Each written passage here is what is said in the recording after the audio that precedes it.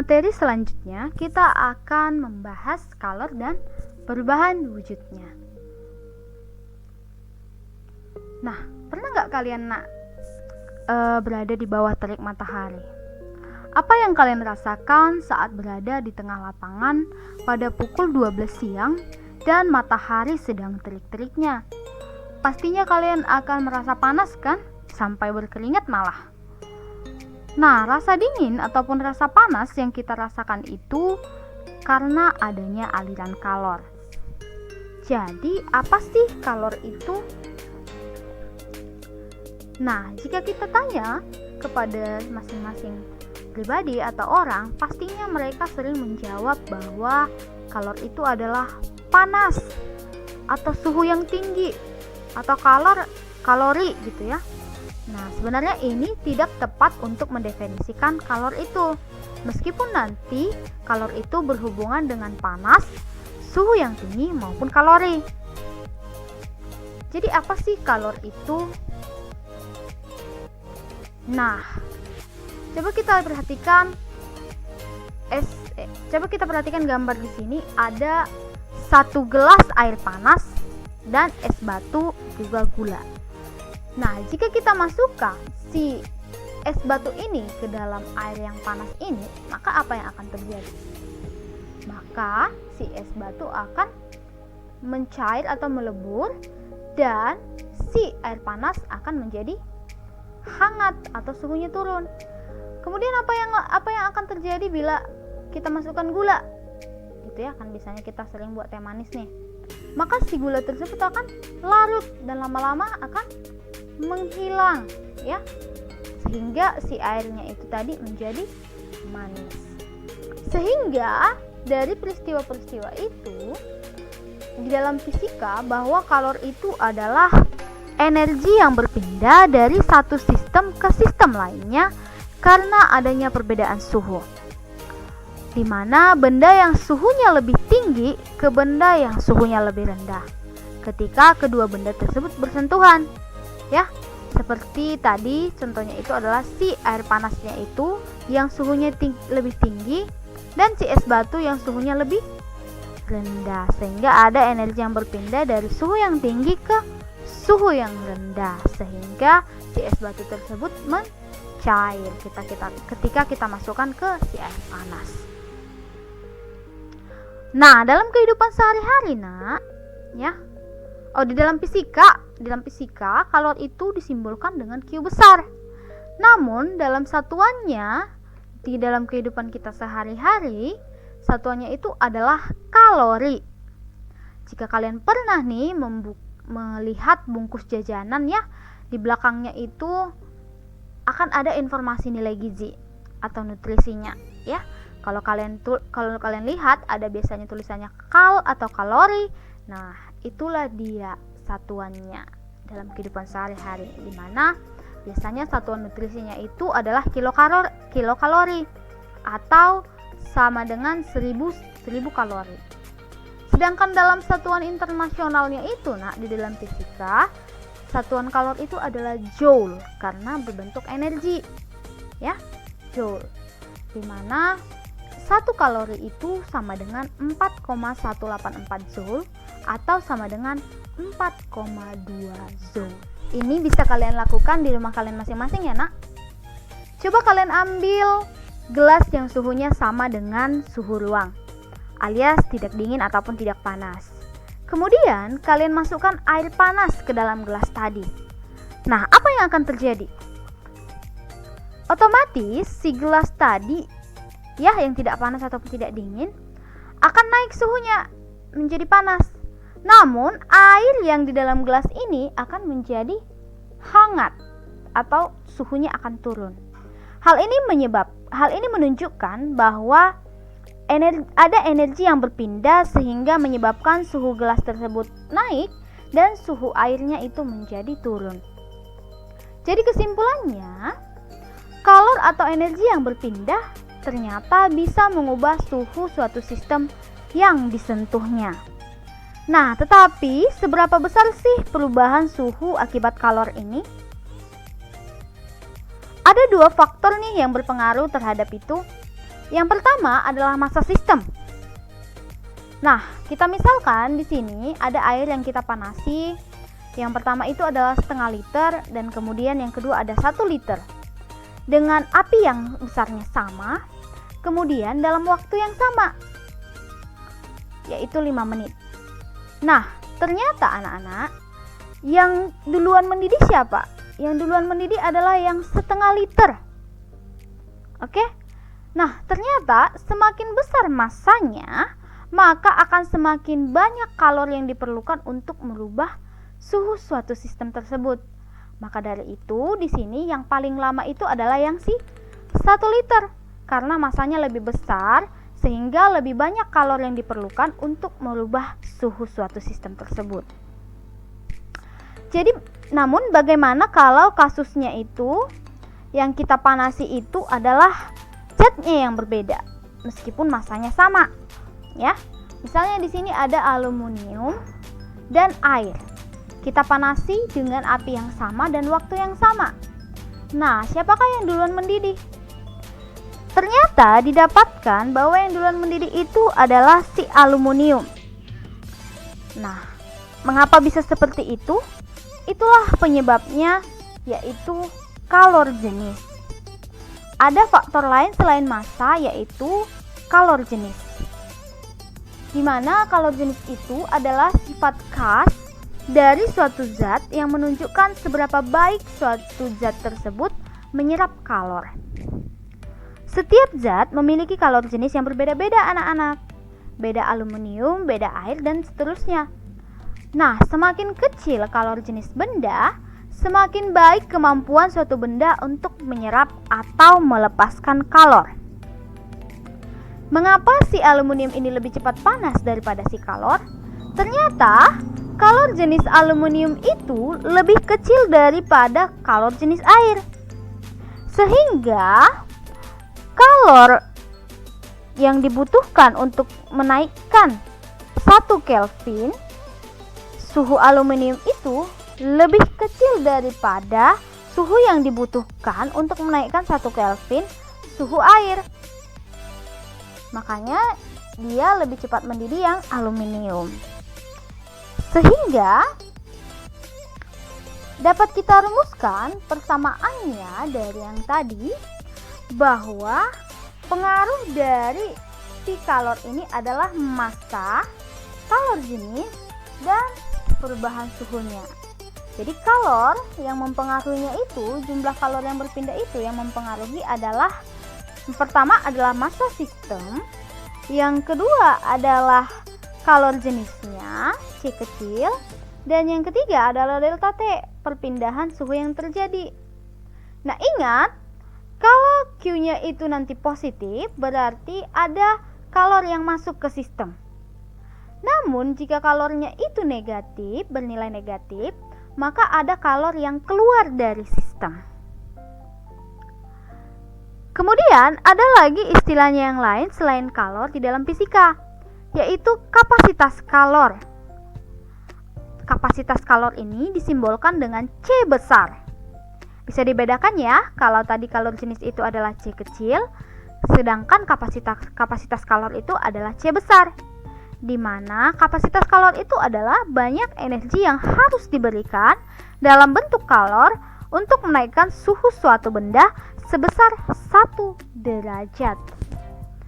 Nah, rumusan untuk kapasitas kalor ini adalah C sama dengan Q per delta T, atau kalor per perubahan suhunya. Di mana C-nya itu bisa kita cari juga dengan massa dikali kalor jenisnya. Nah, dari peristiwa tadi anak-anak, ya, dari peristiwa ketika ada air panas yang dimasukkan ke dalam gelas, maka ada proses yang menyebabkan kesetimbangan termal. Jadi, agar sampai pada kesetimbangan termal ini, air panas tadi akan melepaskan energi. Jadi, suhunya turun. Dan air dingin akan menerima energi yang dikeluarkan air panas, jadi suhunya naik. Nah, sesuai dengan prinsip kekekalan energi, ya, di mana Q lepas sama dengan Q terima, atau kalor yang dilepas suatu sistem akan sama dengan kalor yang diterima pada sistem yang lainnya. Sehingga persamaan ini yang pertama sekali menemukannya adalah Bapak Joseph Black, ilmuwan asal Inggris. Sehingga dikatakanlah bahwa persamaan ini adalah asas Black. Kemungkinan kalian sudah pernah mempelajari ini di SMP ya. Kemudian ada yang namanya kalorimeter. Nah, dalam fisika itu kan setiap besaran itu ataupun satuannya itu ada alat pengukurnya. Misalnya suhu diukur oleh termometer.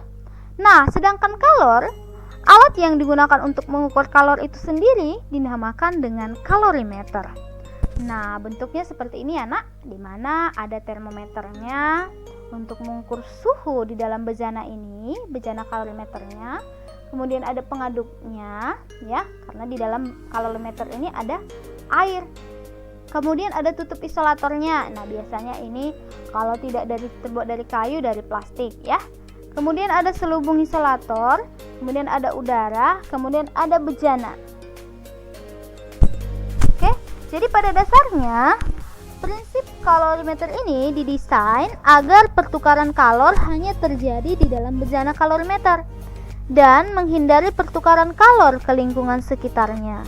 Sehingga jika kita menggunakan alat kalorimeter ini anak-anak, terjadilah yang namanya kesetimbangan termal tadi, di mana ada kalor yang dilepas dan kalor yang diterima. Nah, kemudian selain kalor juga bisa menyebabkan perubahan suhu, maka di sini kalor juga bisa memberikan efek yang lain pada suatu zat, yaitu perubahan wujud. Bisa kita lihat pada grafiknya ya nak. Nah, misalnya di sini ada es batu yang suhunya itu di bawah 0 derajat Celcius. Atau kita misalkanlah minus 10 derajat Celcius. Ini masih dalam bentuk padat atau fase padat, yaitu es batu. Kemudian nanti si es batu ini akan mengalami perubahan, jika kita berikan kalor ya, akan mengalami perubahan suhu ya, perubahan suhu sehingga mencapai titik lebur, di mana titik leburnya itu 0 derajat Celcius.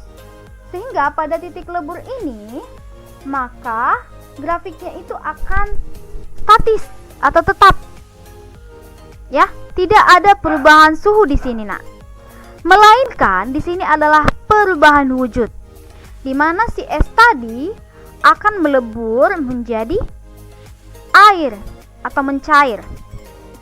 Ya, sehingga di sini nak, jika tadi dari yang suhu di bawah 0 derajat Celcius berbentuk es ke es yang bersuhu 0 derajat akan ada kalor jenis ya kan nak?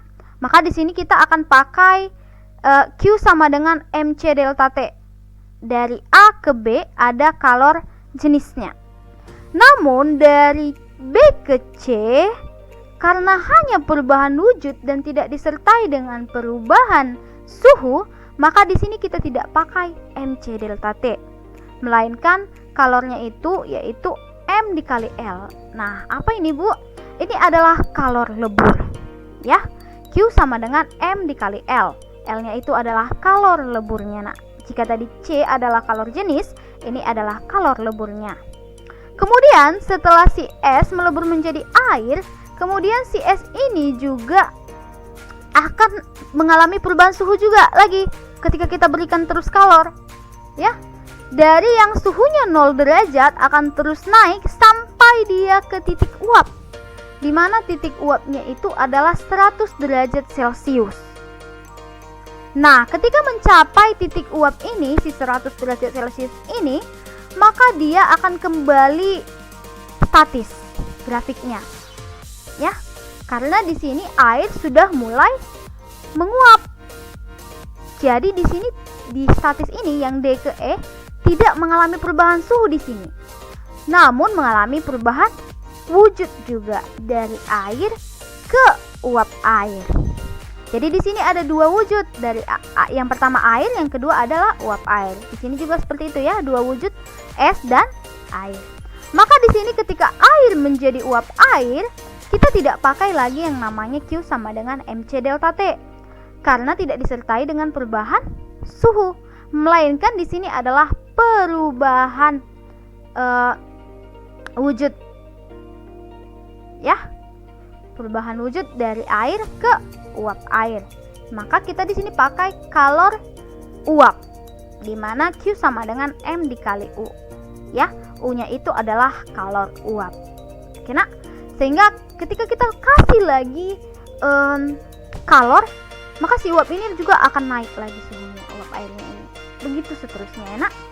Jadi perlu diingat di sini, tidak semua perubahan itu adalah kalor jenis. Ada juga yang kalor lebur dan kalor uap jika dia disertai dengan perubahan wujud. Karena jika tadi kalor jenis itu dipengaruhi oleh suhu, maka kalor lebur atau kalor uap dipengaruhi oleh perubahan wujud. Oke, nah ini kalau ini nggak perlu lagi lah ibu terlalu pedalami lagi ya. Kalau perubahan wujud kan di SMP sudah kalian pelajari ya nak. Ada berapa yo? Ada 6 ya. Wujud zat itu kan ada 3 ya, padat, cair, dan gas. Ayo, masih ingat nggak ini nak? Dari padat ke cair itu apa? Mencair. Cair ke gas, menguap. Gas ke padat, mengkristal. Oke? Kemudian balikkan aja lagi panahnya. Cair ke padat itu membeku. Padat ke gas itu menyublim. Berapa lagi? Gas ke cair itu mengembun. Oke? Kalau contoh-contohnya udah paham lah mungkin ya. Paling yang sering lupa itu kalian pastinya adalah menyublim atau mengkristal. Gitu dia ya. Kalau mengembun kan ya lihat aja nah, embun di pagi hari ya. Itu dari gas ke cair. Makanya itu ada embun di pagi hari itu seperti air, tetes-tetes air di dedaunan gitu ya nak. Kemudian apa lagi? Menyublim. Menyublim, lihat aja kalau kapur barus diletakkan di lemari lama-lama akan habis ya kan nak. Nah, kapur barus itu kan padat. Nah, kenapa bisa jadi gas? Itulah dia perubahan wujudnya. Dari padat ke gas, itulah dia menyublim. Nah, kalau ke kristal, kalau mengkristal, iya, lihat aja salju nak. Salju itu adalah dari gas ke padat, ya. Butir-butir kristalnya itu, kristal saljunya itu. Oke. Nah, dari skema ini nak bisa kita lihat ada yang panah berwarna hijau dan berwarna merah. Kalau yang berwarna hijau itu adalah proses menerima kalor. Ya, menerima kalor. Sedangkan yang warna merah adalah proses melepas kalor. Jadi, coba kita lihat. Dari cair ke padat, berarti siapa di sini yang melepas? Si cair yang melepas kalor. Oke nak, yang menerima si padat. Oke? Karena dia membeku atau padat ke cair. Ayo. Dari padat ke cair, yang melepas kalor siapa? Si padat, yang menerima kalor si cair. Gitu dia ya. Oke. Ibu rasa ini tidak terlalu perlu lagi didalami kali karena di SMP sudah kalian pelajari. Nah, yang perlu ibu tekankan di sini karena dari buku kalian ibu lihat kalau dalam proses melebur dan membeku nak, berlakulah yang ini tadi. Kalor lebur Q sama dengan M dikali L. Sedangkan pada proses menguap, mendidih dan mengembun, maka berlakulah dia kalor didih atau kalor uap. Kalau kalor didih atau kalor uap, itulah dia Q sama dengan M dikali U atau Q sama dengan M dikali LV nanti ya. Biasanya beda-beda itu di tiap buku ya nak. Kalau di buku kalian ibu lihat itu adalah LV.